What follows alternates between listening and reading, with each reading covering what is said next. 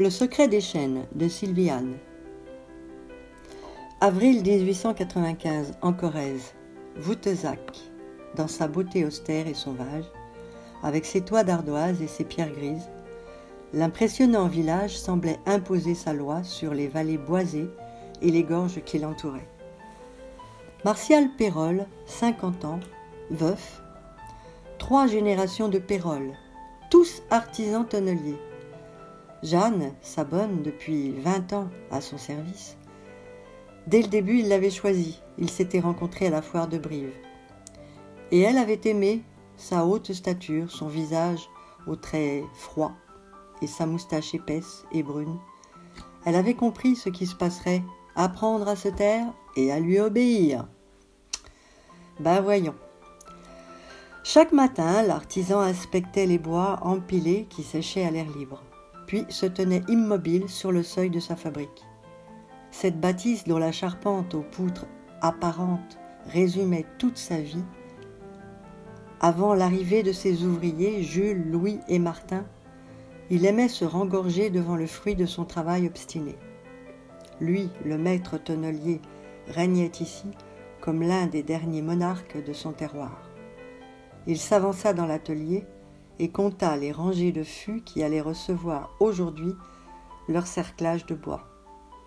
Tout à coup, le pas des ouvriers et leurs voix résonnèrent. Les 3 hommes le saluèrent avant d'enfiler leur grand tablier.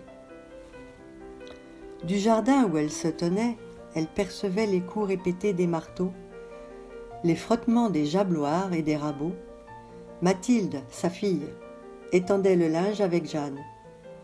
Et d'ici une petite heure, Guillaume, son frère, viendrait à son tour.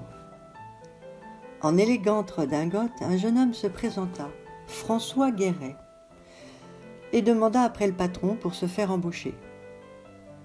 Celui-ci lui ayant dit que son fils Guillaume n'avait jamais rien fait de ses 10 doigts.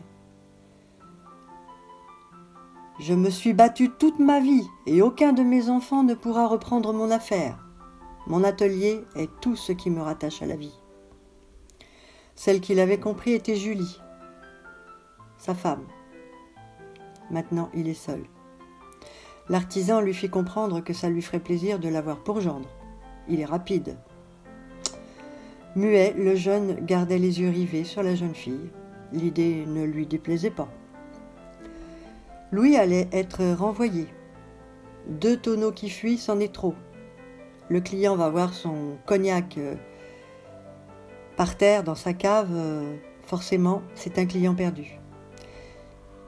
Il n'y aura pas de bon à rien dans la fabrique. Je suis le maître et jamais je ne faillirai à mon devoir. Chacun de mes fûts contient l'honneur des Pérolle.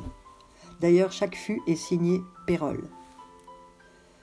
Mathilde, qui n'a pas 20 ans, semblait s'accommoder très bien du désir de son père et acceptait l'idée d'organiser bientôt les accordailles avec François. La demande en mariage suivit aussitôt et l'affaire fut faite. Ce 1er juillet lui apporterait ce mari dont elle avait toujours rêvé, mais qu'elle connaissait à peine. En prenant la place de Louis, Martial trouvait un exutoire, trop heureux de reprendre le maillet et le rabot. Ce bois qu'il fallait choisir, préparer, façonner, faisait chanter sa vie. Son odeur, son écorce réveillaient en lui des forces vives. François fit part à Martial de son intention d'aller à Libourne et Bordeaux pour y choisir des pommerolles et des Saint-Émilion élevés dans des fûts que Martial livrera. À nous deux, nous écraserons la concurrence. Guillaume en prit ombrage, bien sûr. Maintenant que tu as la fille, dit-il à François, tu penses avoir l'argent sans doute, mais avant de l'obtenir, tu me trouveras sur ta route. Je suis son fils quand même, hein. L'oublie pas. Grâce à ce gendre providentiel, Martial ne se lassait pas d'échafauder de nouveaux plans. Ses joies gravitaient toujours autour des mêmes choses. Un bois aux veines souples, à l'aubier tendre, son plaisir d'homme satisfait ou des perspectives d'agrandissement de l'atelier. À force de côtoyer la rudesse de sa terre, il ressemblait à ces châtaigniers qui se nourrissent de peu, mais qu'aucune tempête ne parvient à abattre. Guillaume, le fils, le savait. Jamais il ne lui pardonnerait de ne pas être tonnelier. Par le nouveau chemin de fer, qui reliait Limoges à Brive, bientôt des fûts partiraient. Les affaires marchent bien.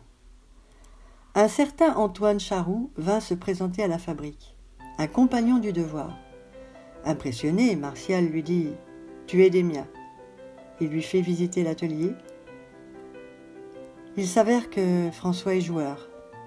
2000 francs de dette. La rancœur et la déception accumulées depuis le mariage déferlaient. Maintenant, plus de doute. Mathilde fait ses bagages. Elle ne supporte plus la vie à Brive avec son mari.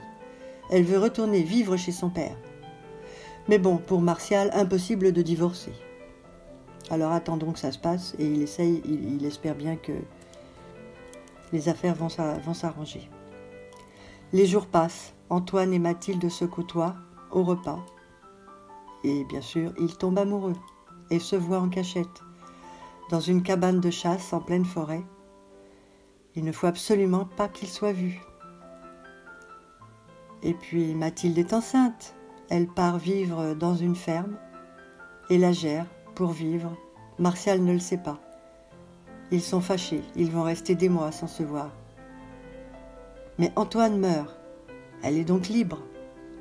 Sans François, les affaires baissent à grande vitesse.